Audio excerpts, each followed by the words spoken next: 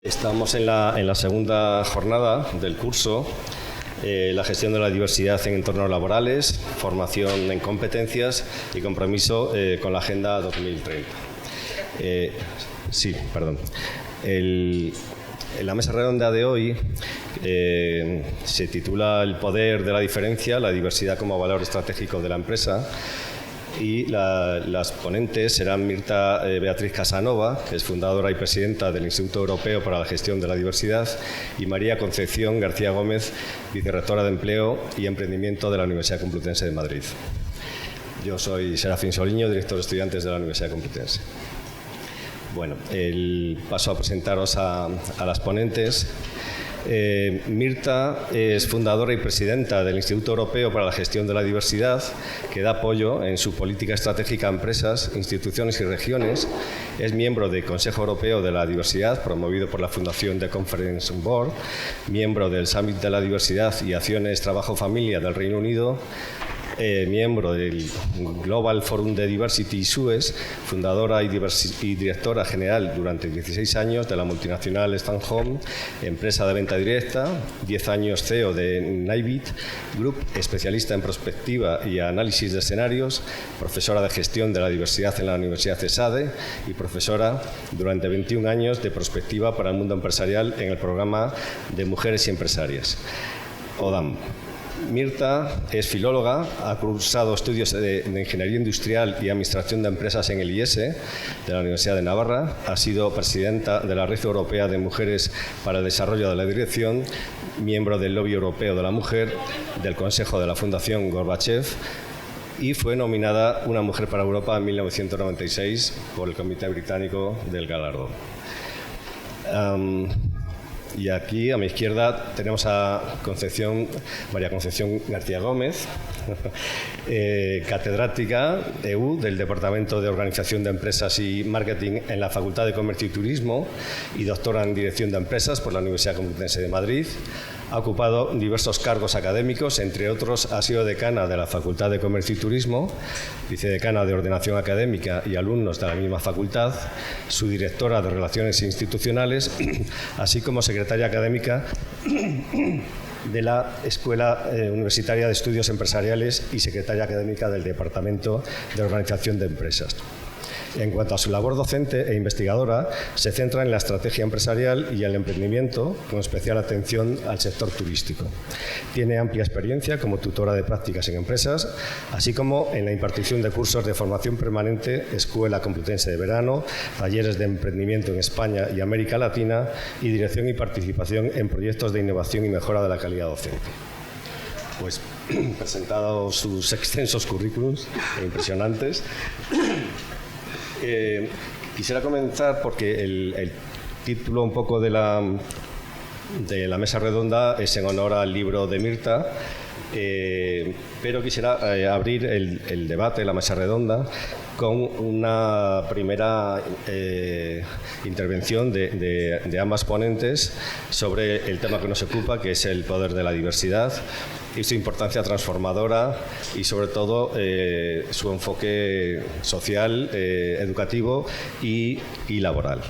Y la importancia estratégica que tiene en el mundo corporativo y la puesta en valor que tenemos que darle entre todos. Entonces, empezaría, me da igual quién empieza, casi tú, porque luego Mirta también nos quiere hacer una presentación un poco más extendida, que vendría a continuación con un PowerPoint sobre la gestión de la diversidad, ¿vale? Y los modelos transformadores.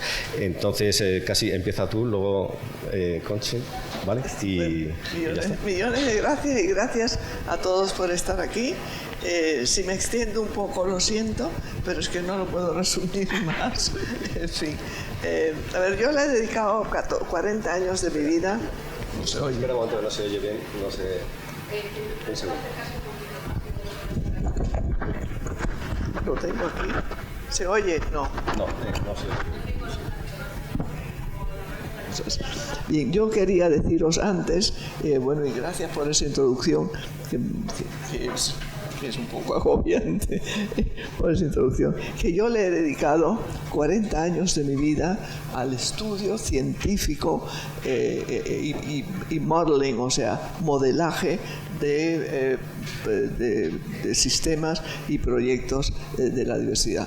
He asesorado a empresas norteamericanas esencialmente, porque si queréis saber mi experiencia con el mundo empresarial español, os lo digo fuera de juego, porque aquí me parece que no es el escenario para hacerlo. Y he dedicado toda mi vida, o sea, 40 años de mi vida consciente, al estudio, al análisis y al desarrollar modelos para gestionar y potenciar la diversidad. Eso como primera cosa. O sea, no hablo a partir de a mí me parece que pasa esto y a mí no me parece que pasa nada. Cuando digo algo es porque está científicamente probado. Bien, la diversidad es la naturaleza de la humanidad. Todos somos diversos. La comunidad científica en los años 70 dictaminó que el factor diversidad iba a ser el más distintivo del siglo XXI. Y así ha sido. ¿Y por qué lo hizo? Porque hizo una proyección del crecimiento de la globalización, y efectivamente lo que hace la globalización, entre otras cosas, es acercar a la gente. Y la gente no puede ser más diversa porque ya es diversa. Si encima acercas de culturas, con culturas milenarias, con hábitos diferentes, con lenguajes diferentes, por ejemplo, ¿en qué somos diversos? Pues yo creo que ahora tengo que pasar a otra cosa.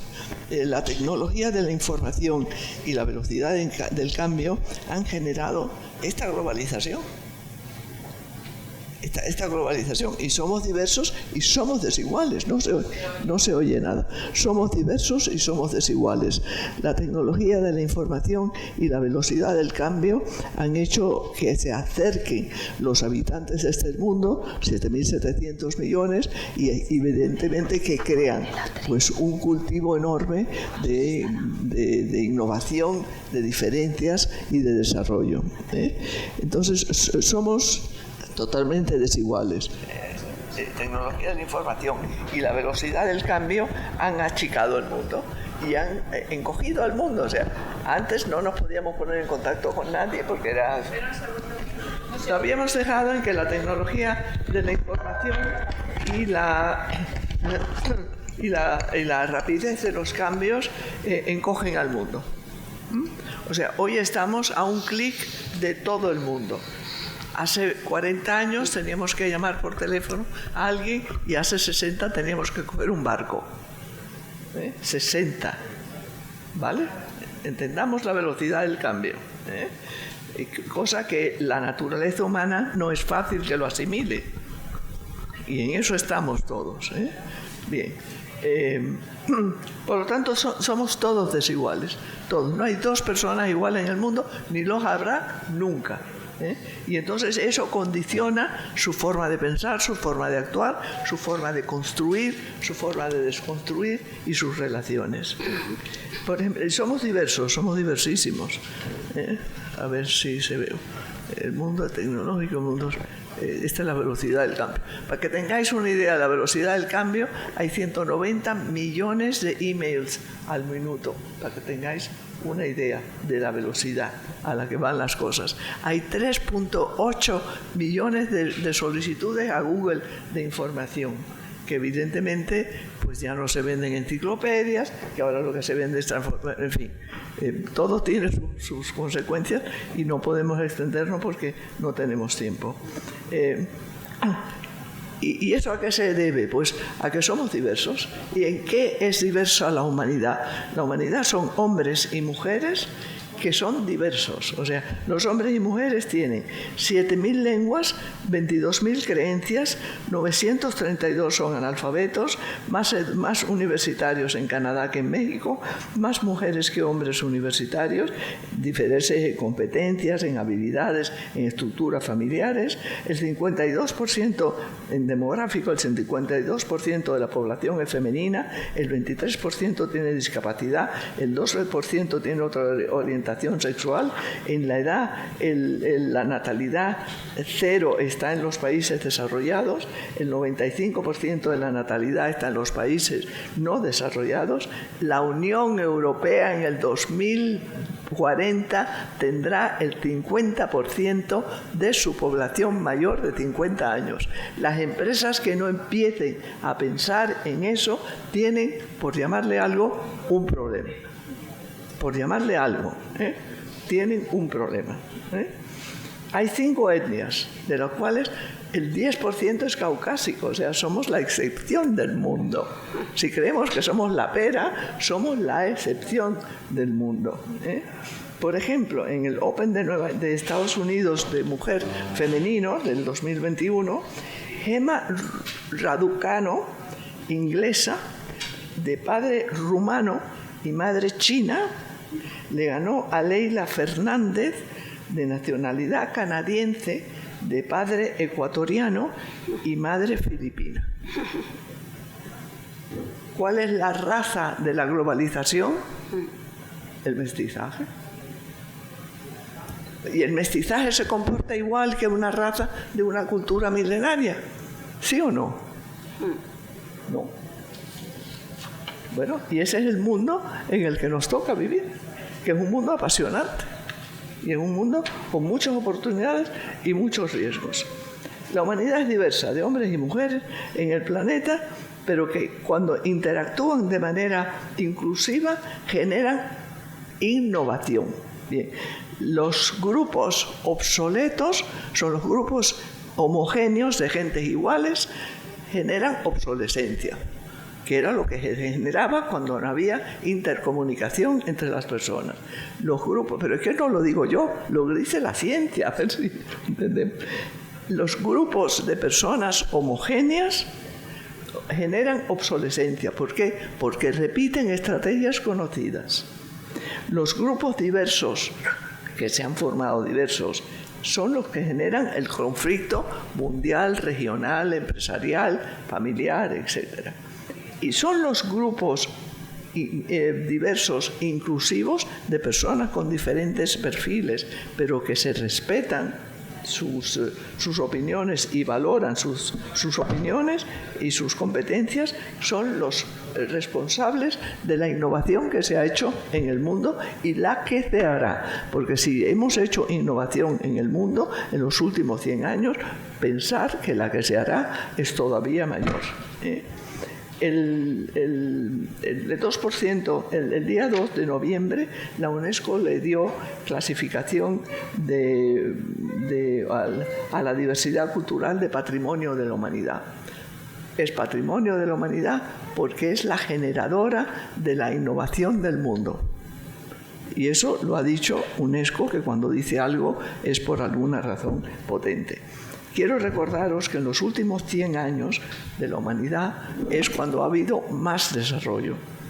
Más desarrollo. En los últimos 100 años la gente, the people, hombres y mujeres, han pasado de ir a caballo a ir a Marte y a ir a otros planetas. 100 años de 1.300.000 de historia más o menos fiable. Que además son los 100 años en los que la mujer ha entrado en el mundo de la política, en el mundo de la economía, en el mundo de la ciencia. Hoy la presidenta de la Unión Europea, que es una de las áreas más importantes del mundo, es una mujer. La directora del Banco Central Europeo, ¿quién es? Una mujer, sentando una política muy sensata para reducir el déficit, que es alucinante. Y la presidenta del Parlamento Europeo, ¿quién es?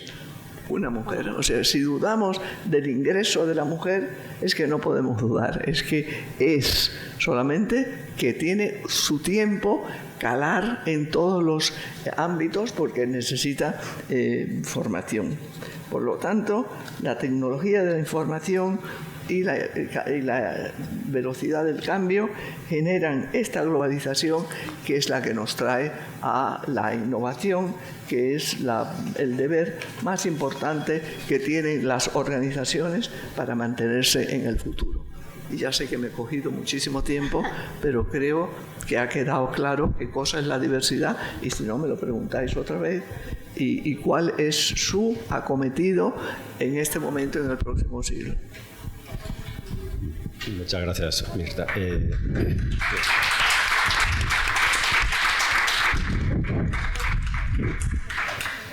Bueno, ahora el turno de Conchita.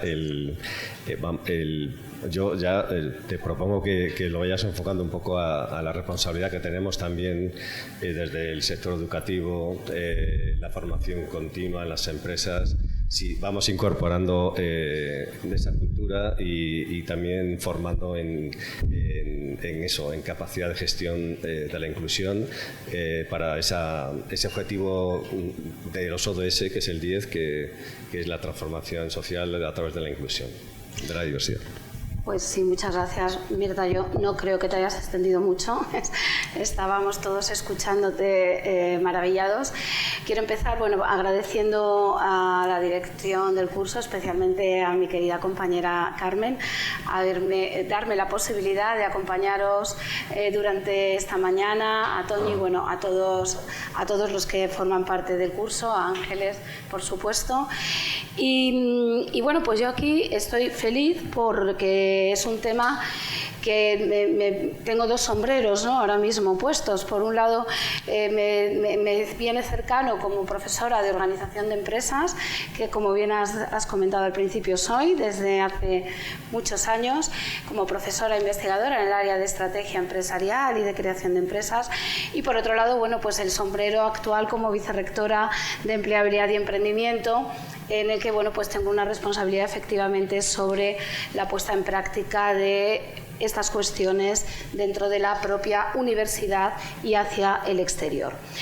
Enlazando con lo que comentaba Mirta, es evidente, empiezo como profesora un poquito, dame 2 minutos como profesora, porque no puedo estar más de acuerdo en el análisis que estaba haciendo Mirta. El mundo ha cambiado muy rápido, mucho más rápido en los últimos años de lo que ha pasado durante siglos anteriores, y eso se tiene que trasladar a las organizaciones. Ya hace unas décadas que las organizaciones se dieron cuenta que no podían seguir con los modelos tradicionales de liderazgo, ni siquiera aquellas organizaciones más avanzadas en las que sí que se estaban intentando hacer cosas relacionadas con la inclusión, pero que estaban más orientadas a un modelo tradicional de lucha contra la discriminación laboral. Hoy en día este modelo digamos que ya está obsoleto. Hay que cambiarlo por un modelo en el que la integración de la gestión de la diversidad sea algo estratégico, sea el núcleo de las organizaciones y sea clave para la identidad de la compañía. Esto significa que la gestión de la diversidad se convierte en parte de la visión y de la misión de la organización y en un elemento clave de la reorientación de los modelos de negocio. Ayer no pude estar, desgraciadamente, en la presentación que hizo Begoña Gómez sobre la Cátedra de Transformación Social Competitiva que tenemos en la Universidad Complutense, pero esta es la clave, ¿no? El decir a las empresas, y podemos hablar luego del empresariado español, como decías, convencer a las empresas de que es sí o sí, es decir, vivimos en un mundo diverso y tenemos que saber gestionar esa diversidad. Y esa diversidad es complementaria a la inclusión. La diversidad implica gestionar al conjunto de personas que se relacionan con una organización o con una empresa. Desde este punto de vista, yo diría que hay 4 claves en esta gestión de la diversidad. Primero es la relación de la empresa con las personas. La relación de la empresa con los distintos grupos de interés. No solo cómo se relaciona la empresa con sus trabajadores, sino también con sus clientes, con sus proveedores, con la sociedad, ¿no? Todos estos grupos de interés van formando la reputación y la imagen de marca de las empresas. Y eso tenemos que convencer a los empresarios, por muy pequeños empresarios que sean, en la medida en que la sociedad es diversa o la empresa integra esa diversidad en su relación con todos los stakeholders, con todos los grupos de interés, o no va a crecer esos intangibles tan importantes que son la reputación y la imagen de marca. Por otro lado, otra clave es la diversidad del talento en la gestión de recursos humanos. Entender la diversidad como un conjunto de competencias, como un conjunto de experiencias, como un conjunto de conocimientos diversos que hay que integrar en equipos para que estos equipos sean competitivos. Lo decías hace un momento, si todo es homogéneo, eso tiende a la obsolescencia. Si todos analizamos esta botella desde el mismo punto de vista, porque nos hemos educado en un mismo ambiente cultural, hemos estudiado unas titulaciones similares, venimos de unas creencias familiares y culturales iguales o homogéneas, nunca avanzaremos si crearemos nada diferente a la botella. Necesitamos que los equipos vengan de diferentes niveles culturales, de diferentes niveles de experiencia de edad, de diferentes formaciones previas, para crear esos equipos realmente creativos e innovadores que hagan avanzar las empresas y avanzar a la sociedad. Una tercera clave sería, por supuesto, la eliminación de los prejuicios. Esos prejuicios que nos empequeñecen y que nos limitan cuando vemos a las personas y tenemos un prejuicio sobre esas personas. Y la cuarta, por supuesto, sería la inclusión sociolaboral, el empoderamiento de personas, sobre todo de aquellos colectivos con un mayor riesgo de exclusión social. Ahora, como vicerrectora, ¿qué podemos hacer o qué estamos haciendo desde la universidad para integrar esto? Pues aquí yo tendría que analizarlo también desde dos niveles. Por un lado, ¿qué está haciendo la universidad como organización que es? Y la Universidad Complutense como una organización muy grande, en la que tenemos 75.000 estudiantes diversos, pero tenemos 10.000 trabajadores también diversos. Cada persona es diferente. Profesores, unos 6.000 profesores, cada profesor somos diferente. Personal de administración y servicios, cada uno es diferente. ¿Qué estamos haciendo para mejorar esa gestión de la diversidad y para poner como línea estratégica fundamental de la universidad la gestión de la diversidad?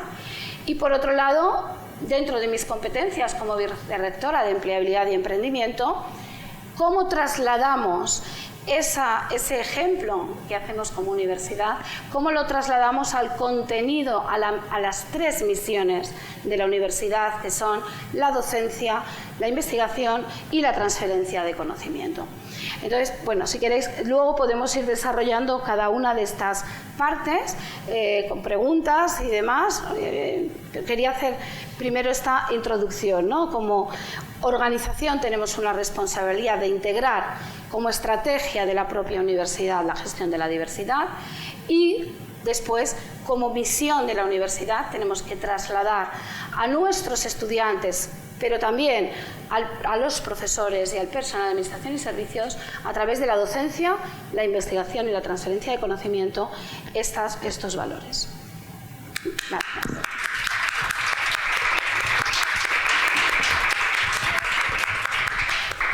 Gracias, Concha. Ahora Mirta nos va a ampliar un poco su presentación y sus ideas, más enfocando el tema de la inclusión y de la diversidad desde el punto de vista de los modelos y de las experiencias en el ámbito corporativo y cómo introducirlos, ¿vale? Bien. En los años 70, the Conference Board, en los años 70, en los años 70, the Conference Board en los Estados Unidos, una fundación fundada por Ford y por Rockefeller, convocó a las 500 Fortune 500, a las 500 empresas norteamericanas a un panel después de la afirmación esta del mundo científico sobre la diversidad, porque entendió que sus recursos humanos, que son los diversos, los estaban gestionando mal y que podían sacarle un mayor rendimiento y una mayor calidad en el trabajo que lo que se estaba haciendo en ese momento. Bien. Entonces también invitó a expertos en economía, en prospectiva, etc. Uno de los expertos fue John Naisbitt, claro, y John prefirió que lo sustituyera yo porque él decía, you are diverse, tú eres más diversa que yo, decía él, y tú puedes contribuir más al contenido de ese ejercicio tan absolutamente fabuloso que hicieron estas organizaciones durante casi 10 años. Bien, ellos, ¿qué decidieron? ¿Qué descubrieron casi inmediatamente? Que la política de diversidad hasta ese momento se basaba en segmentar a los grupos por sus diferencias y hacerles programas para esos grupos y como complacerles. Entonces eso lo que creaba era conflicto. Porque ¿por qué le haces tiempo flexible a este grupo por su religión y no me lo das a mí, que aunque yo no tengo esa religión me da igual, pero yo necesito el tiempo flexible? Entonces lo que se creaba era conflicto. Sin embargo, entonces ellos pasaron a entender que la fuerza laboral ya es diversa, que además se puede generar una mayor diversidad y una mayor inclusión para que esa diversidad, en vez de crear conflicto, lo que cree sea desarrollo, y entonces buscar un interés común, que es el objetivo de la empresa y el propio. La persona tiene que ir a la empresa porque le gusta hacer lo que hace, si no, mejor que se quede en casa. No se puede dedicar 8 horas de la vida de la persona a hacer algo que no te gusta, sencillamente porque te da el dinero para vivir. Eso no es eficaz ni para la persona ni para la empresa. Entonces ese entorno laboral hay que lograr fomentarlo desde el punto de vista de la empresa y sobre todo desde el punto de vista del candidato de la persona. Y a lo que se llegó fue a tener un objetivo común y unas acciones accesibles a todo el mundo, y cada cual escogiera la que quisiera para poder cumplimentar sus propias necesidades y sus propias ansiedades. Bien, un resultado absolutamente magnífico. En los años 80 ya las grandes instituciones norteamericanas tenían su política de diversidad totalmente incorporada. El responsable era una persona que se relacionaba con el presidente o el Chief Executive Officer. No es un departamento, sino es una política integral, porque la diversidad no se gestiona en un área, la diversidad es de todas las personas para incluir a todas las personas de la organización, estén en el área en la que estén. Bien, bueno, pues el objetivo principal de las empresas a partir de ese momento fue la creación de la innovación. Porque no lo tengo que volver a repetir, pero os lo voy a volver a repetir. Y es que la globalización y la velocidad del cambio nos obliga a innovar nuestros productos y servicios, porque si no estamos fuera del mercado. Por ejemplo, el TomTom. ¿Os acordáis del TomTom? Bueno, el presidente del TomTom dijo, tengo un producto para toda la vida. Le duró exactamente lo que el mundo del automovilismo lo incorporó en el automóvil. Y no te digo nada los que lo pusieron aquí en el móvil. No. Entonces, ¿para qué comprar un pontón? ¿Qué hizo el señor? ¿Cerró la empresa? No. Dijo, a ver, ¿cuál es mi negocio? Pues mi negocio es el software. Entonces se ha dedicado, es una empresa fabulosa, multimillonaria, a perfeccionar y ofrecer el software de búsqueda a empresas que no se habían ni pensado que la búsqueda le resolvía sus problemas y le hacía más diferencial.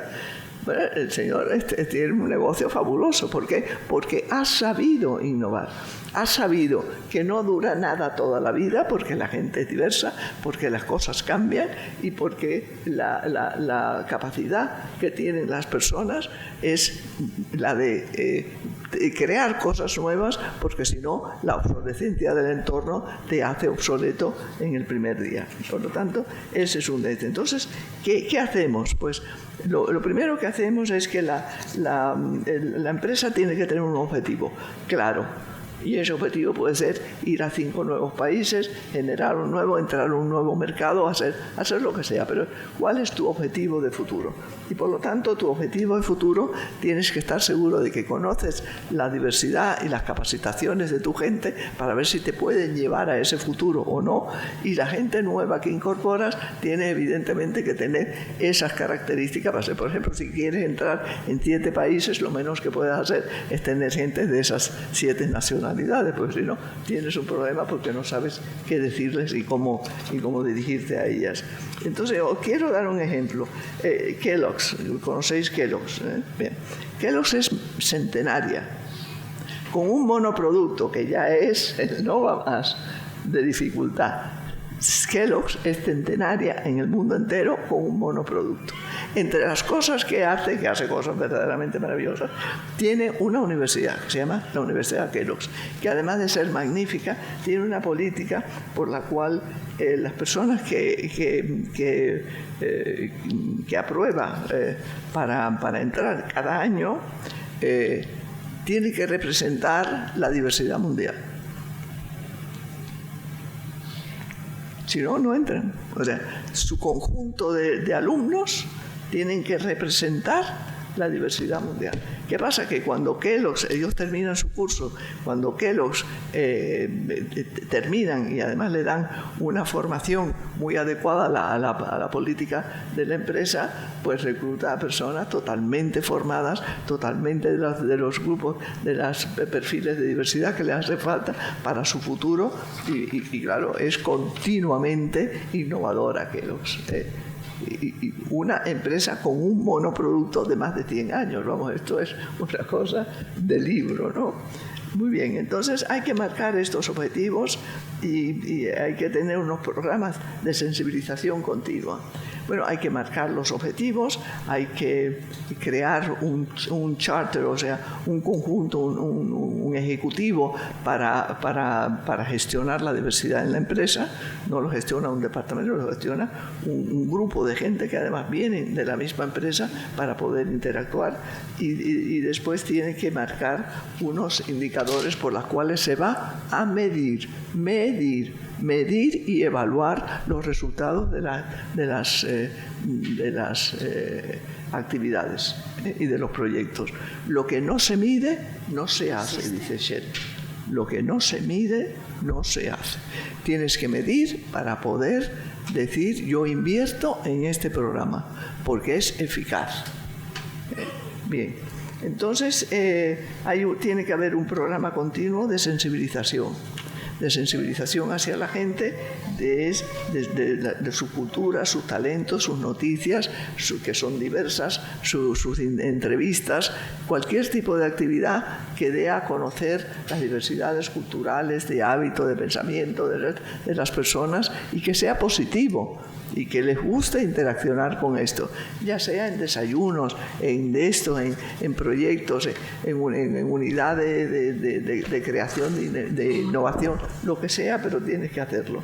¿Por qué? Porque es importantísimo que las personas tengan un sentido de pertenencia, belonging. Las personas tienen que saber que pertenecen a esa organización, porque si no, ¿para qué ir? 8 horas de mi vida, o 10 que hacen aquí para que la gente trabaje más, cuando trabaja menos, evidentemente. Pero tienes que tener un sentido de que me gusta ir, porque es la mitad de tu vida activa. Esa es una obligación que tienen las organizaciones, hacer que a la persona le guste ir, como Rafa Nadal, que le gusta jugar tenis, y no hay quien le pare. Que se va a morir, este chico, la salud no le aguanta. Entonces hay que tener una comunicación continua para que todo el mundo en la organización tenga acceso a promoción, a formación, a proyectos que se hacen fuera, a movilidad interna y externa. Te puedo seguir una lista enorme. ¿Pero por qué? Porque es importante que todo el mundo se sienta parte igual. Unos aceptarán y otros no, pero te darás muchos sustos porque comprenderás que hay gente que tenías catalogado como que servían solamente para una cosa y resulta que no, es justo todo lo contrario. Por lo tanto hay que promocionar el talento, la movilidad y tener unos, por ejemplo, Cluster, que fue una empresa catalana muy buena de tecnología de la información móvil. Cluster tenía una política magnífica y era que tenía gente de todo el mundo. Ellos hacían programas para 18 países. Entonces tenían gente de todo el mundo, lo que no quiere decir que los tenían en el mismo sitio. Por ejemplo, yo tenía una alumna que era rusa que estaba en contabilidad.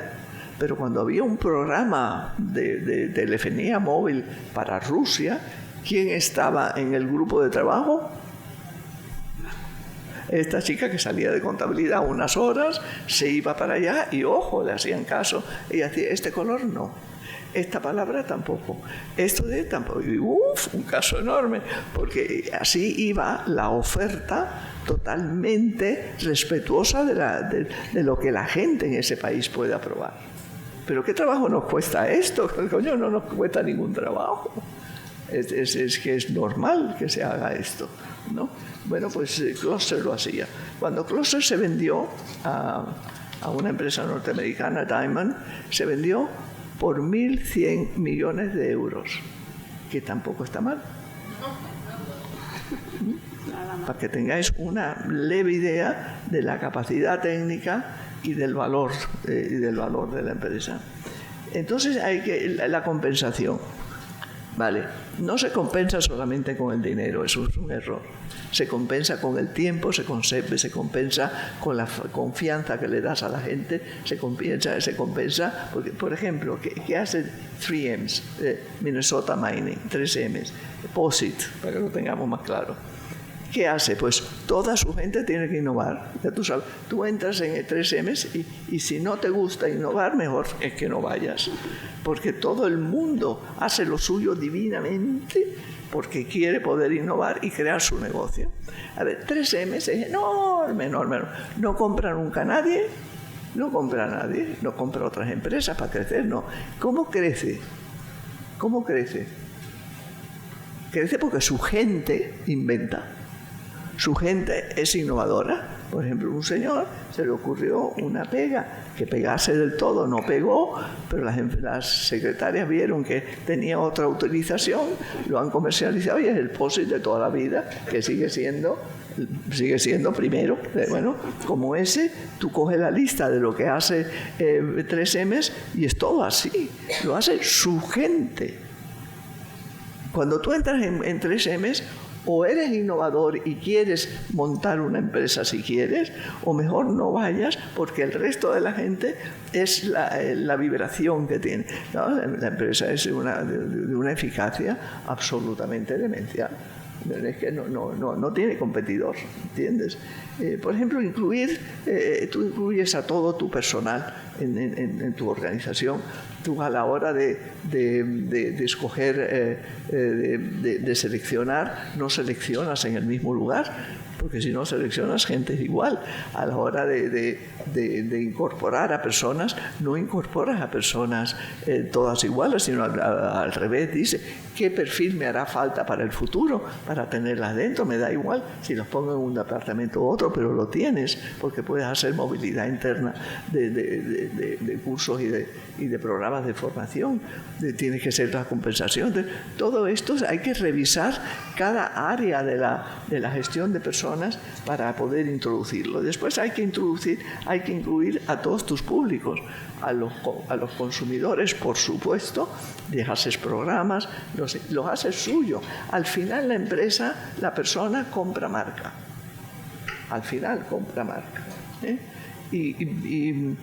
y los proveedores son los mejores socios que tiene la empresa, porque tu empresa no empieza en tus paredes, tu empresa empieza en los proveedores, en las nuevas materias primas, en las nuevas investigaciones, en lo que hacen los demás. Y si tú tienes a ese proveedor como parte de tu negocio, amiga mía, has invertido, tienes un negocio absolutamente tremendo. Por ejemplo, Provital hace concursos de arte de discapacitados. ¿Pero por qué? Pues está mal que lo diga aquí, pero lo voy a decir. ¿Por qué? Pues porque las exposiciones las hacen el ayuntamiento de la zona, el ayuntamiento... vamos, necesitan un papel y no hay que irlo a buscar. No sé si me entiendes. Los clientes lo mismo. Han repartido 3.500 mascarillas diseñadas por artistas con discapacidad y la gente habla de ellos y dice que esta gente es lo que hay que hacer. Hay que incluir a tus proveedores y a tus clientes como parte de tu negocio. Y evidentemente medir y evaluar. Y aquí no me voy a extender porque es enormemente técnico, pero hay que medir el resultado de todo lo que haces. Y lo dice, por ejemplo, Xerox. Xerox tenía unos... Sí, ya termino. Xerox tenía unos equipos de trabajo, o te sigue teniendo, para client service, para servicio al cliente, unos equipos de trabajo, pero con 3.000 empleados. Triplicó el número de servicios a la empresa, triplicó 3 veces. Las personas trabajaban desde casa, menos un día que se reunían, y como se comunicaban juntos, o sea, se ahorró el overhead, el gasto de oficina, la infraestructura. Se ahorró la infraestructura de 3.000 personas. ¿Queréis saber lo que eso quiere decir en dinero? Se ahorró evidentemente los viajes innecesarios de horas y horas de gente viniendo y viniendo al despacho para después ir al esto. El ahorro es enorme y lo siguen haciendo. Lo siguen haciendo, tienen ese programa y lo siguen haciendo.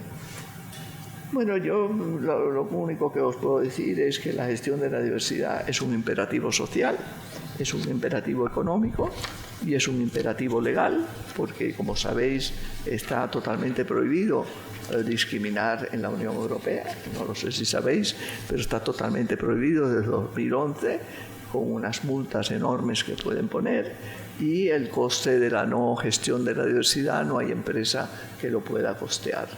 O se hunde o es totalmente inefectiva.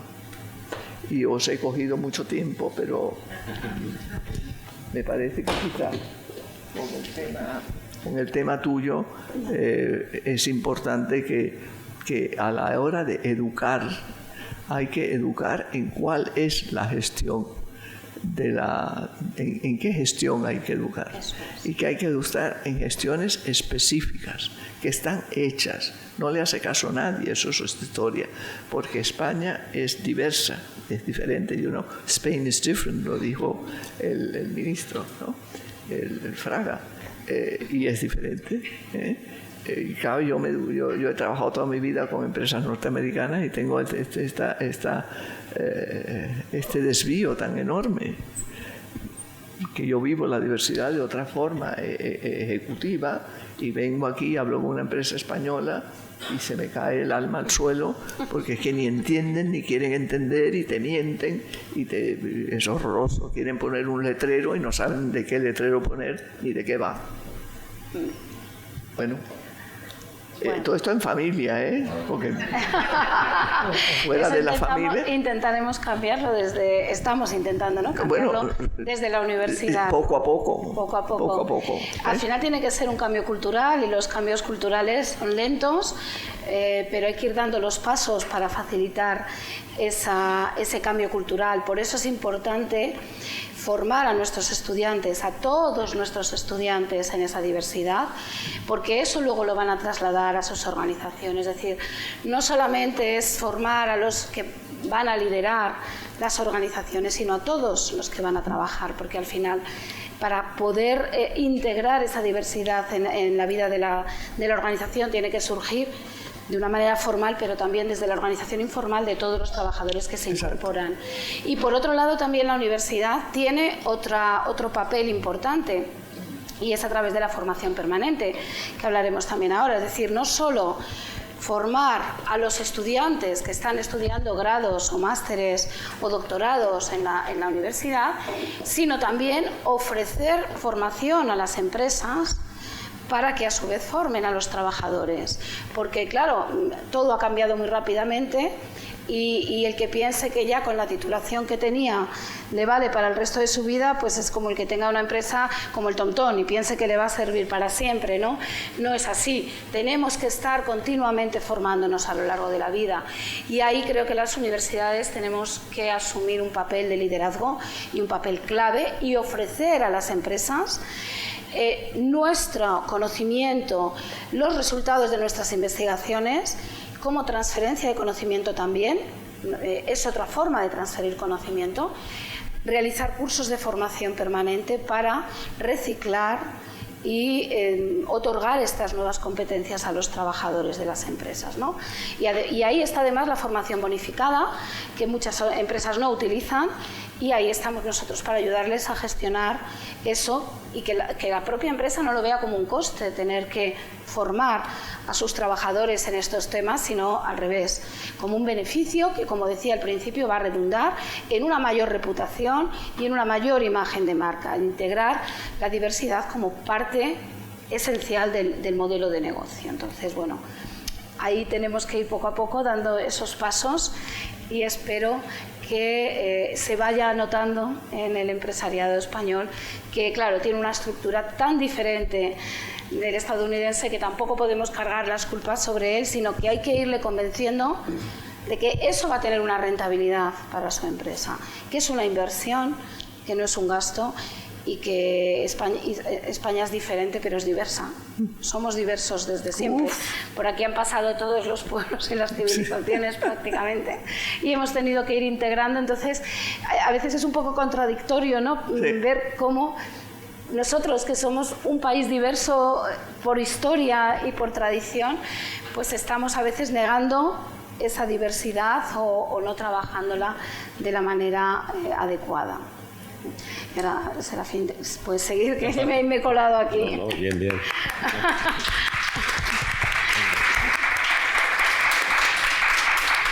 A mí me encanta oírte decir eso, porque como tú comprenderás, me hincho, digo, qué maravilla. Yo, si os parece, por dinamizar un poco, empiezo a dar la palabra. Yo quisiera poner un poco también en valor en estas cuestiones de la diversidad y concretamente en el ámbito de la discapacidad, la importancia, las transformaciones sociales al final vienen por la propia sociedad, porque se organiza, se sensibiliza y empuja también, ¿no? A través del tercer sector, del asociacionismo, de esa sensibilización que trasladan también al mundo corporativo, que siempre suele mirar más el beneficio, etcétera. Entonces, esa permeabilidad al final acaba llegando a la empresa. Una de las preguntas que yo quería hacer era que cómo evaluamos, en qué estado está ahora mismo el sector laboral, ¿no? en español, comparativamente, si tenéis algún tipo de datos. Yo, desde fuera, sin ser experto, yo creo que hemos avanzado muchísimo en España, que la diversidad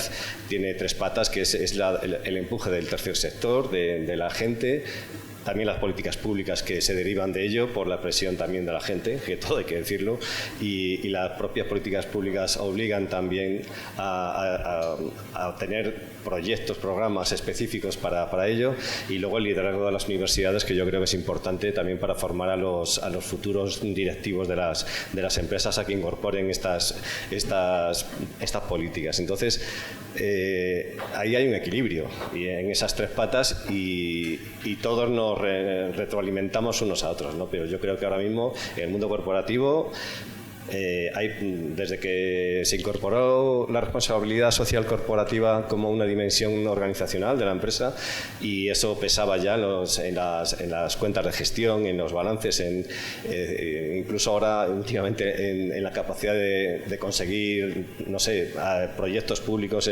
subvenciones, etcétera, pues todo eso suma, ¿no? Y es importante seguir en esa línea, y yo creo que la responsabilidad social corporativa ha evolucionado mucho. Quisiera preguntaros al respecto, por eso, si tenéis algo que apuntar, y cedo la palabra para que hagáis las preguntas que queráis también, ¿vale? Así que, ¿alguien quiere hacer alguna pregunta? Venga, animaos.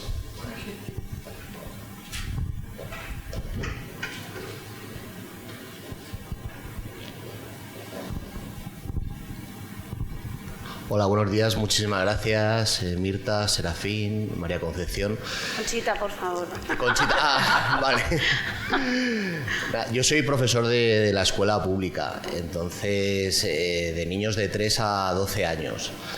Entonces la diversidad como talento es genial, ¿no? Entonces mi pregunta es cómo descubrir esa diversidad oculta, ¿no?, en este tipo de entornos que luego se van a trasladar a la universidad, a los institutos, a lo laboral. Bueno, es sencillo. Muchas veces no sabemos, ¿no?, donde sabemos que hay diversidad. Por supuesto, todos somos diversidad, pero a veces nos cuesta encontrar efectivamente esa diversidad que pueda ayudar a generar el cambio. Entonces, lo que yo llamo la dispersidad, que muchas veces está escondida, ¿no? Entonces, ¿qué acciones puedo llevar a cabo para descubrirla? Porque muchas veces se te pasa un curso, se te pasan los 9 años que están los chavales allí y no sabes realmente, ¿no?, dónde radica esa diferencia, ¿no?, que le puede dar valor. Muchísimas gracias. Bueno, pues gracias, muchas gracias por la pregunta. Bueno, yo creo que ahí lo que hay que hacer es formarse para saber gestionar esa diversidad, es decir, lo que se llaman la adquisición de competencias transversales. Entonces aquí en esto pues yo creo que la universidad tenemos un reto y llevamos ya unos años dando respuestas a este reto. Según los diferentes estudios de inserción laboral, las titulaciones universitarias son un elemento facilitador para la búsqueda de empleo en los jóvenes, pero no son suficientes, sino que son necesarias competencias técnicas que te las da la titulación universitaria, pero también competencias transversales, ¿no? En este sentido, nosotros desde la universidad tenemos en la Oficina de Prácticas y Empleo, y aquí ya voy a decir cosas que dependen en estos momentos de mi vicerrectorado, tenemos cursos de formación para el empleo, en los que además de los típicos cursos de cómo hacer un currículum, cómo preparar una entrevista de trabajo, cómo buscar trabajo a través de redes sociales, además de eso damos formación gratuita a nuestros estudiantes sobre diferentes competencias transversales. Por ejemplo, gestión de equipos, cómo trabajar en equipos diversos, cómo tener una comunicación asertiva, qué nuevos modelos de liderazgo existen, capacidad de comunicación oral y escrita, integración y gestión de la diversidad, creación de equipos creativos e innovadores. Todo esto lo pueden cursar cualquier estudiante de la universidad, independientemente de qué grado o qué máster esté cursando. Y además pueden solicitar créditos, o sea, reconocimiento de créditos optativos para sus titulaciones. Y este curso hemos añadido un elemento con el que estamos muy contentos, que es el Pasaporte UCM para el Empleo. El Pasaporte UCM para el Empleo es un documento en el cual todas las actividades relacionadas con la adquisición de competencias transversales o relacionadas con la adquisición de habilidades emprendedoras, todo eso que pueda ir el estudiante haciendo como formación complementaria a lo largo de su titulación va quedando registrado en ese pasaporte, de manera que cuando acaba la titulación puede descargar ese pasaporte en el que aparecen estas actividades con el conjunto de habilidades y competencias asociadas. Esto es un instrumento de cara a su presentación ante los empleadores que es muy interesante, independientemente de que le haya servido para conseguir créditos optativos, independientemente de que puedan aparecer algunas actividades en el suplemento europeo al título, ellos tienen ese pasaporte, ese documento que indica que se han estado formando de manera complementaria a la adquisición de habilidades técnicas en estas habilidades transversales, habilidades blandas, como llaman ahora. Y esto incluye a los estudiantes de educación infantil, de educación primaria. Entonces yo creo que eso se va trasladando después tanto a los colegios, a los institutos, como a las empresas o a otras organizaciones donde estudien nuestros estudiantes, o donde trabajen, nuestros egresados una vez que ya están titulados. Por otra parte, también desde la Oficina Complutense de Emprendimiento, desde Compluemprende, que también depende de mi vicerrectorado, tenemos una línea de emprendimiento e innovación relacionada con los ODS, relacionadas con los Objetivos de Desarrollo Sostenible, que es toda la línea de emprendimiento e innovación social. Y lo mismo, pues ahí tratamos de incentivar, no solo entre los estudiantes, sino en toda la comunidad universitaria, también profesores y personal de administración y servicio, tratamos de incentivar la innovación en general, pero en este caso, en esta línea, la innovación relacionada con los ODS y con el cumplimiento de todos y cada uno de ellos. Creación de proyectos que no necesariamente tienen que acabar en creación de una nueva empresa, sino que, como explicaba en el caso de 3M, ahora cualquier empresa necesita incorporar talento innovador, talento creativo, talento emprendedor, y entonces también que nuestra comunidad complutense pueda desarrollar esas habilidades es muy importante de cara a su futuro profesional. Contestando más concretamente a tu pregunta, creo que hay que formarse en este tipo de habilidades. No es una habilidad innata que sepamos gestionar la diversidad. No es algo innato, es algo que se estudia, que se aprende y que se debe enseñar desde la universidad. Para los que ya estáis trabajando, bueno, pues podemos hacer cursos de formación continua, de formación a lo largo de la vida, que generen esas habilidades que en un momento determinado no se adquirían en la universidad y que ahora se pueden adquirir. Es decir, no tengo una respuesta concreta que darte, qué puedes hacer, porque digamos que sería algo más complejo y algo que especialistas tendrían que diseñar un curso concreto para cómo gestionar, en el caso de niños de 3 a 6 años, esa diversidad. Porque sí que es una cosa importante y me alegra además que hayas preguntado y que te dediques a educar a este tipo de niños. Esto hay que educarlo desde el principio. Es decir, nosotros en la universidad recogemos a personas que ya tienen 17 y 18 años cuando ingresan. Estas habilidades hay que empezar a trabajarlas desde niños, igual que las habilidades emprendedoras. Cuando yo hablo de emprendimiento, digo, a ver, si tenemos unos padres que estamos, ten cuidado, no te caigas, ten cuidado, no cojas eso, ten cuidado, no chupes esto, estamos coartando la creatividad y el emprendimiento futuro de las personas.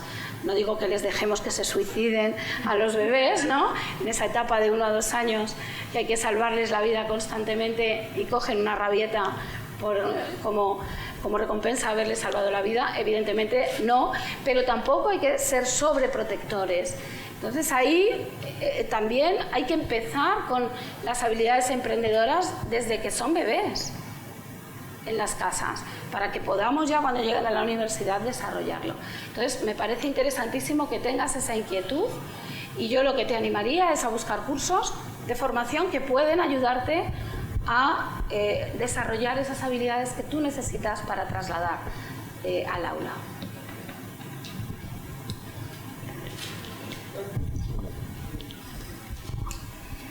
Muy buenos días, muchas gracias por vuestras charlas que han sido extremadamente interesantes.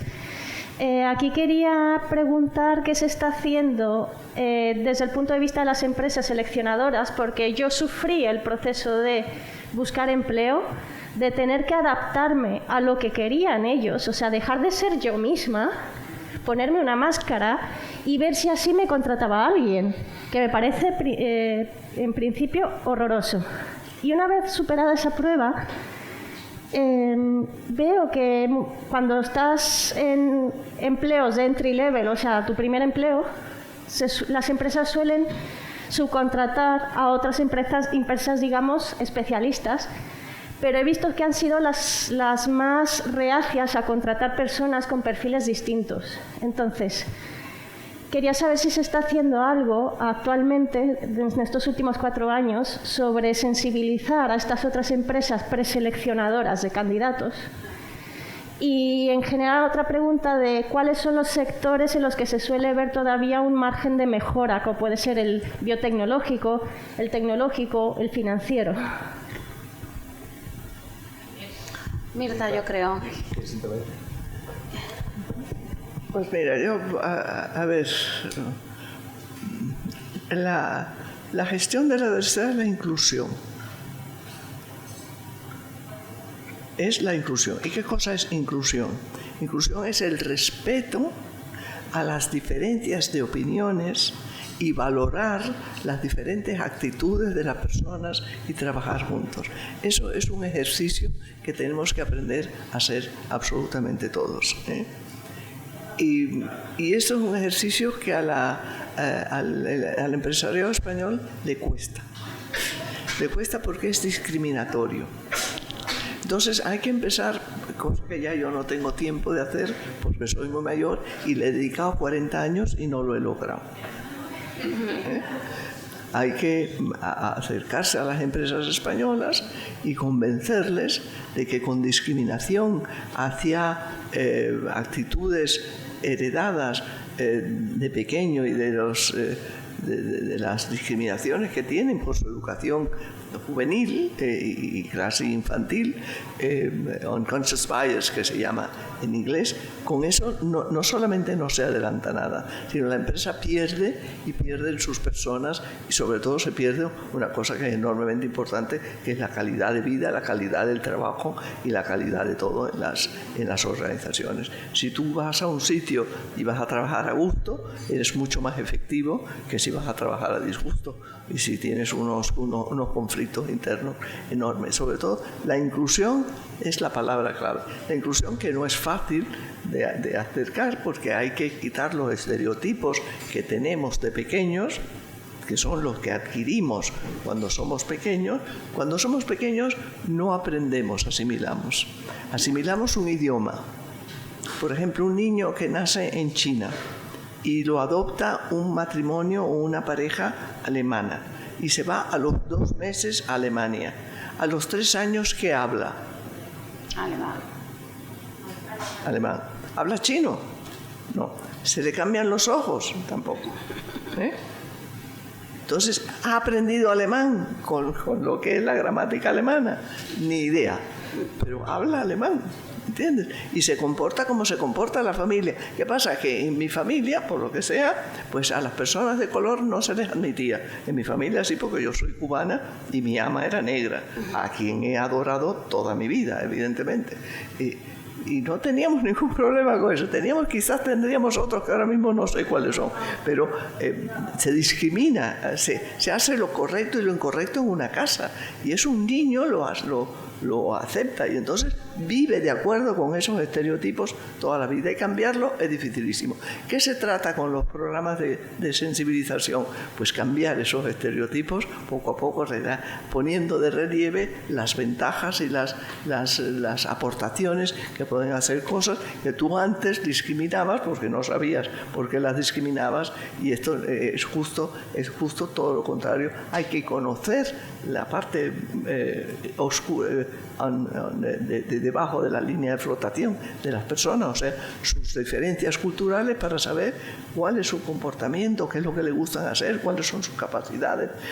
Tú ves a una persona y dices, pero ¿cómo voy a tomar una actitud con ver a una persona? Eso no es tomar una actitud. Tú tienes que conocerla para saber qué hace, qué habla, cómo piensa, cómo te da, y posiblemente sea la persona que más te puede ayudar en el mundo. Y tú la has desclasificado porque de pequeño, en tu familia, a personas de ese perfil, de esa raza o de ese lo que fuese, las discriminaban. ¿Entiendes? O sea, tenemos que empezar desde muy atrás. Y por eso estoy totalmente de acuerdo que hay que empezar en el colegio. Hay que pensar en el cual nosotros hacemos, que ahora no tengo tiempo de explicarlo, unos cuentos inclusivos para colegios, y que cuando los damos, desde luego tienen un éxito. Ahora los profesores lloran con decirte las cosas. Entonces, porque saben que eso es lo que hay, y los niños lo aceptan divinamente, ¿eh? Los niños lo entienden, unos cuentos inclusivos con un mensaje, ¿eh? Lo aceptan divinamente. Bueno, pues eso es lo que hay que hacer en los colegios. De mayores, pues, y en las escuelas, por ejemplo, en Estados Unidos, córtame cuando te dé la gana. En los Estados Unidos, en España se da el tema de la discapacidad. Yo tengo un hijo con discapacidad, ¿eh? Por lo tanto, pensar que hablo con eso de conocimiento. Yo tengo un hijo con discapacidad. En España se asimila la diversidad de discapacidad. Eso no es verdad. La diversidad es de muchas áreas. Bueno, pero en el tema de la discapacidad, hay personas con discapacidad que pueden, porque tienen una discapacidad funcional, pueden ser unos. A ver, el Steve Hopkins. ¿Tú le llamabas el discapacitado de Steve Hopkins? No, le llamabas el genio de Steve Hopkins. El Beethoven era sordo. ¿Qué haces? Quitas la música de Beethoven, te quedas sin música en el mundo. Hay personas que tienen una discapacidad y que les dejan, no solamente les dejan, sino que hacen unas cosas verdaderamente extraordinarias. Otras que no. Entonces lo que hay es que adaptar la capacidad de actividad y de convivencia en el mundo que va de acuerdo con su discapacidad, ya sea mental, ya sea otra. Entonces, en Estados Unidos no hay pensiones ni obligación de las empresas para que tengan un 2% ni un 1% de personas con discapacidad. Hay todo lo contrario. Hay campañas para acoger y premiar, una palabra que aquí no existe para nada, premiar el que se cojan personas con discapacidad, el que se unan, bueno, personas con discapacidad, personas de otro país y personas diversas, se premia. A ver si alguna vez en este país entienden esta palabra. Se premia, no se castiga. Cuando vas por el castigo, vas por pasarle cómo yo resuelvo el tema del castigo. A ver, ¿cómo le gano al sistema? Pues le ganan al sistema con las empresas, con estas empresas de, ¿cómo le llaman? Las empresas de trabajo, bueno, que son muy buenas, que le dan trabajo a miles de personas, pero es que no es eso. Pero bueno, es una forma de beat the system, ¿no? De ganarle al sistema. Tú pones un sistema que está castigando todo el tiempo, pero entonces tú creas otra forma de darle trabajo a estas personas. Bueno, esta es la cultura de este país y esta es la que tenemos, y con esta tenemos que gestionar la inclusión. Sí, si me permites complementar, estoy absolutamente de acuerdo en todo lo que has dicho. Me estaba recordando cosas que sí que ha habido cambios en los últimos años. Fíjate, me has recordado cuando has hablado de este niño o niña china que la adoptan. Pues hace muchos años llevaba yo las prácticas en empresa en lo que era la Escuela Universitaria de Estudios Empresariales, que ya ni existe, cuando había una diplomatura y las prácticas eran algo excepcional. Ahora vemos como habitual la realización de prácticas, pero en esa época había muy pocas prácticas. ¿Puedo hablar? Y teníamos como créditos de libre configuración, que se llamaban entonces, la posibilidad de hacer prácticas. Y recuerdo que, bueno, gestionaba yo y bueno, pues había determinadas cajas de ahorro que ya han desaparecido y bancos que también han desaparecido, que me pedían muchos estudiantes de la diplomatura en Ciencias Empresariales en Prácticas. Yo les pasaba la lista de estudiantes y pues normalmente me decían tantos, ok. Y una vez me devolvieron una lista y yo miré y dije, falta una persona. Ya me pongo a mirar la lista y faltaba una persona con nombre chino. Y estoy hablando de hace muchos años, no de ahora, que hemos tenido este boom en la universidad de estudiantes chinos y en la sociedad en general, no era tan habitual. Y entonces, claro, llamé y dije, pero me habéis quitado, además no me dijeron nada, me mandaron la lista como por si cuela, ¿no? Digo, me habéis quitado a una persona, casualmente a esta persona. Claro, es que va a estar de cara al público y claro, pues es que no hablan bien. Le dije, esta persona es de Bilbao, ha nacido en Bilbao, habla el castellano mejor que yo. Se quedaron, dije, no, es que ya no te voy a enviar más estudiantes en práctica, o sea, tú no puedes, y es a lo que vamos a los prejuicios, ¿no? Ni siquiera la vieron, leyeron su nombre y la eliminaron de la lista. Y yo creo que en eso sí hemos avanzado. Quedan muchos prejuicios todavía, evidentemente, pero vamos avanzando poquito a poco, ¿no? Con esa sensibilización de la que hablaba. Y también lo último que has dicho me ha gustado mucho. Hay que mostrar las buenas prácticas, es decir, hay que premiar. A lo mejor no te podemos dar un premio, pero tenemos que mostrar que hay empresas que sí que están adoptando buenas prácticas en relación con la inclusión y con la gestión de la diversidad.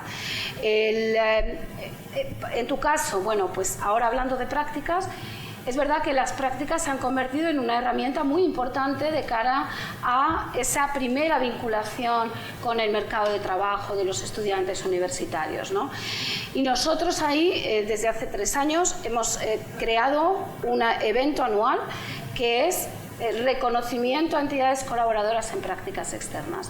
Y ahí dejamos que cada facultad elija con sus criterios, porque son las facultades las que conocen mejor que nosotros desde la Oficina de Prácticas y Empleo, son las facultades las que conocen qué empresas o qué organizaciones están vinculándose y están cuidando y están formando de manera práctica para su inserción laboral a los estudiantes. Y el primer año me sorprendió, el primer año, pues claro, dijimos esto, fue muy bien acogido por nuestras 26 facultades y me encontré en el acto de reconocimiento que había entidades de todo tipo. Había grandes empresas, había pymes, había asociaciones, había fundaciones, había administraciones públicas, grandes, pequeñas, medianas. Por lo tanto, las buenas prácticas, ya sean para el tema de la diversidad o ya sea en general para ayudarnos a formar a los estudiantes, a todos los estudiantes, no dependen del tipo de organización. Yo me di cuenta porque al año siguiente volvió a pasar lo mismo. Y al siguiente, lo hemos hecho 3 años. Yo no di ningún criterio, dejé que las facultades eligieran según sus criterios y nos encontramos con todo tipo de entidades. Y eso hay que darle mucha visibilidad. Hay pymes y hay pequeñas empresas que están más concienciadas que las grandes, aunque pueda parecer que no. Y hay grandes que lo ponen pues como un elemento porque tienen que ponerlo, pero ya está, no están haciéndolo realmente. Entonces, creo que es muy importante esta última parte que has comentado, que es premiar, es visibilizar quiénes están avanzando más rápidamente y cómo eso es un valor a tener en cuenta y a que la sociedad lo conozca. Y así iremos dando pasitos. Sí, en vez de poner una multa a empresas por no llegar al 2%, premia a las empresas que superan el 2%. Exactamente. Ya está. Y que además se premias e incluyen a las verdaderas personas, no a fake persons, no a personas fantasmas. Ojo, que eso también lo hay, ¿eh? Claro. Entonces bueno, quien conocía a España divinamente era Cervantes.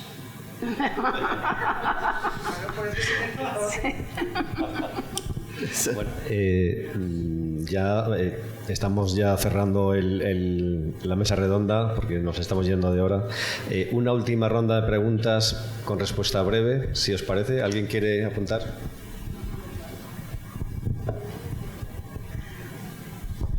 Hola, buenos días. Soy Cecilia de Chile. Me da mucho gusto estar acá y conocer a Mirta. No sabes todo lo que te he leído.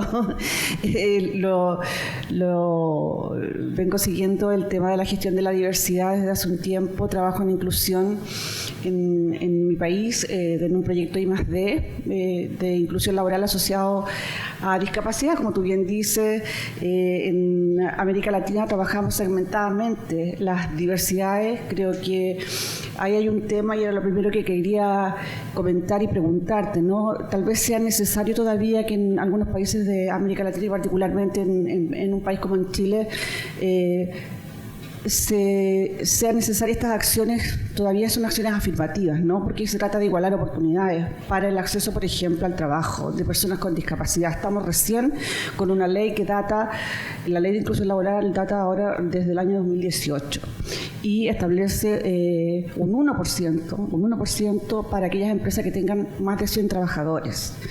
Y todavía esa ley no se cumple.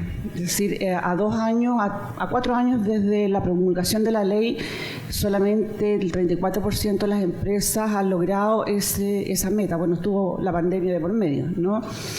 Pero lo que quiero decir es que todavía se está trabajando primero con la diversidad, o sea, asociando diversidad segmentadamente, ¿no? Cuando yo digo, bueno, la inclusión no solamente es discapacidad, siempre dicen, no, pero en nuestro país tenemos que trabajarlas así porque todavía hay demasiadas desigualdades, ¿cierto? Muchas inequidades. Entonces creo que estamos siglos atrás y con un camino muy largo, un desafío muy enorme por todavía proseguir. Eso por una parte. Es decir, esta segmentación me parece que va a ser necesaria por un buen tiempo. Yo no estoy de acuerdo, ¿no?, con eso, pero me parece que es necesaria por el tema de la igualdad de oportunidades, la equiparación de oportunidades y todo aquello. Eso es la primera reflexión y quería saber qué opinan ustedes al respecto. Y lo segundo que quería preguntar, Mirta dijo que era muy técnico, pero un atisbo de lo que tú hablas del modelo, digamos, cómo medir aquello, digamos. Hablaste que era necesario que dentro del modelo que explicabas acá, ¿cierto?, es necesario medir lo que se hace. ¿Y qué podrías, o podrían ambas, digamos, señalar como cuáles serían al menos algunos de aquellos indicadores que podrían darnos un atisbo de lo que habría que medir del punto de vista, digamos, de lo que se entiende por gestionar bien la diversidad, las buenas prácticas, me imagino, pero algunas señales al respecto. Gracias y un gusto compartir con ustedes y Mirta conocerte. Un honor, la verdad. Bueno, el tema de la medición no podemos entrar ahora porque no tenemos tiempo, pero cuando se marcan objetivos de los indicadores por los cuales voy a medir la consecución de este objetivo. Si quieres me quedo después contigo y te lo explico divinamente. Otra cosa que es enormemente importante en el tema de la inclusión es los cuidadores de personas con discapacidad o de personas sin discapacidad que necesitan auxilio y ayuda para una inclusión social. Se quedan parados en auxiliar la salud. O sea, se quedan parados en educación básica, en enseñar a leer a las personas con discapacidad, en su movilidad, en su salud, en lo que sea. Pero no les abren la posibilidad de tener una vida profesional. O sea, no les dicen, tú, con las capacidades que tienes, puedes tener una vida profesional. Por ejemplo, mis artistas, yo digo mis artistas porque tengo una organización que impulsa a la inserción profesional y desarrollo social de artistas. A mis artistas yo les digo que ellos son artistas. Primero, artistas. Que tienen una discapacidad, eso es subsidiario. Pero ellos son artistas. Y les meto en la cabeza que son artistas. Pero sus formadores y sus entornos, sus padres, por ejemplo, no les consideran que pueden tener una vida profesional. Entonces, si su entorno no puede tener una vida profesional, entiende que no puede tener una vida profesional, esa persona cree que va a ir creciendo. Y no va a hacer lo que hace el papá que va a trabajar, lo que hace la mamá que va a trabajar, lo que le hace el otro trabajar. Y los padres y los hermanos y los otros no creen que pueda ir a trabajar. Y eso hay que corregirlo. No sé cómo corregirlo, pero eso se corrige en la enseñanza primaria, evidentemente, que es donde hay que trabajar con los niños que están saliendo y que tienen una influencia en su casa. Y nosotros damos programas a los profesionales. Eso sí hacemos online. Damos en artistas diversos, no en el instituto, en artistas diversos damos programas online para profesionales que trabajan con niños, sobre todo en música, que tenemos un programa muy bonito de música inclusiva. Les damos programas a los profesionales para que los profesionales sepan cómo llevar a esta persona con discapacidad a desarrollar su talento.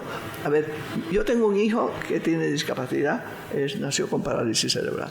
Bueno, Mario, que es una persona muy excepcional, escribe de maravilla. Escribe unos cuentos inclusivos que son verdaderamente... Tiene 104 cuentos escritos, tiene 3 editoriales. Mario, discapacitado, parálisis cerebral.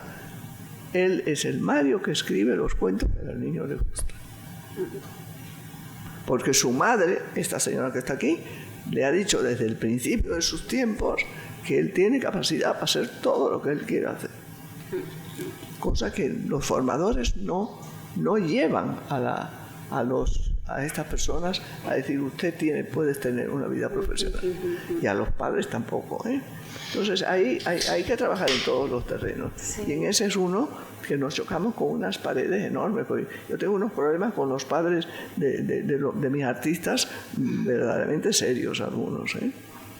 Nosotros tenemos 2 ejemplos, creo, muy interesantes de continuar la formación de una serie de personas que si no, quizá no seguirían esa formación y a lo mejor estarían limitados por esos prejuicios de no tener en casa quizá esos padres con esa visión como la que tú tienes, ¿no? De impulsarles a desarrollar sus capacidades, porque pueden sí, desarrollar esas capacidades y esas capacidades pueden llevarles a una inserción laboral posterior.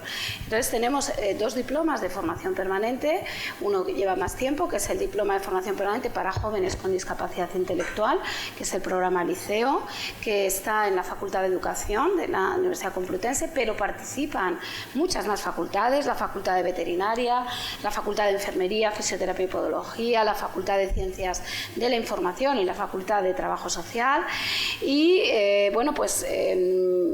está dirigido a jóvenes entre 18 y 30 años con una discapacidad intelectual igual o superior al 33%, que hayan finalizado su etapa escolar y que estén en situación de desempleo. La experiencia con este programa está siendo buenísima. Este programa se hace en colaboración con la Asociación Achalay España. Y llevamos 2 cursos que con la Fundación 11 y el Fondo Social Europeo hemos lanzado también otro programa.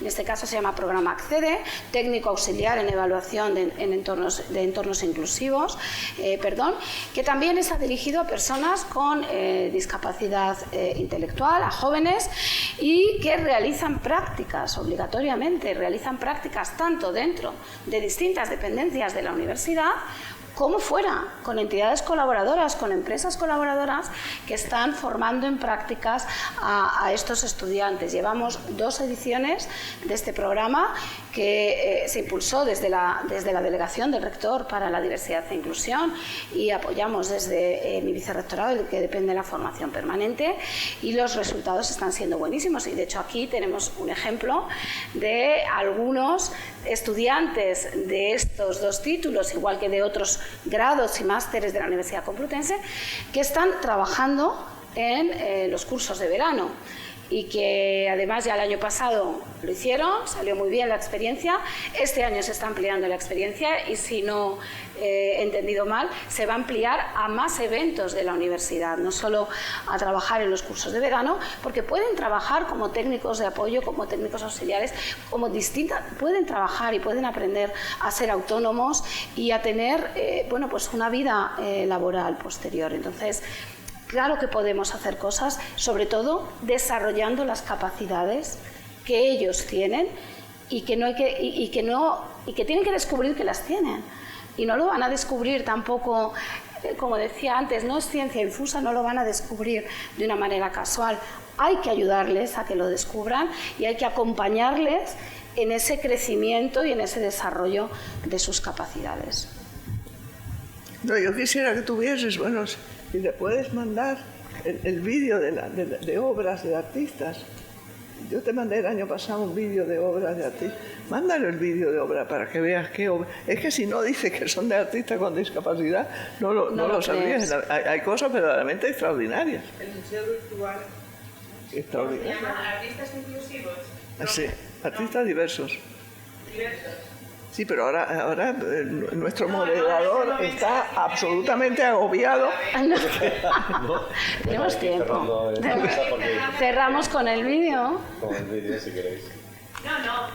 No, porque el vídeo dura media hora. Que es muy largo. Claro. Bueno, no sé de dónde está el vídeo. No, yo no sé. Claro, ahí está allí, pues nada. No, déjalo para... El sello literario que era de los cuentos que estaba ella diciendo. Y luego, bueno, pues aquí vemos la galería, que son un montón de cuadros que están haciendo ellos y que exponen, que es de los que hablan. Qué maravilla. Nosotros mandamos un vídeo una vez para el año pasado y que se pasó. Pero no. Bueno, ahí decíamos esto, que los mejores artistas del mundo han sido discapacitados, empezando por Miguel Ángel. Bueno, creo que es el momento de ir cerrando. Ha sido muy interesante, os agradecemos muchísimo vuestra participación. Yo, aprovechando que citaste a Stephen Hawking, pues nada, me voy a leer una cita suya como cierre de esta mesa redonda. Decía Stephen Hawking que tenemos el deber moral de eliminar los obstáculos a la participación y de invertir fondos y conocimientos suficientes para liberar el inmenso potencial de las personas con discapacidad. Y los tendremos a...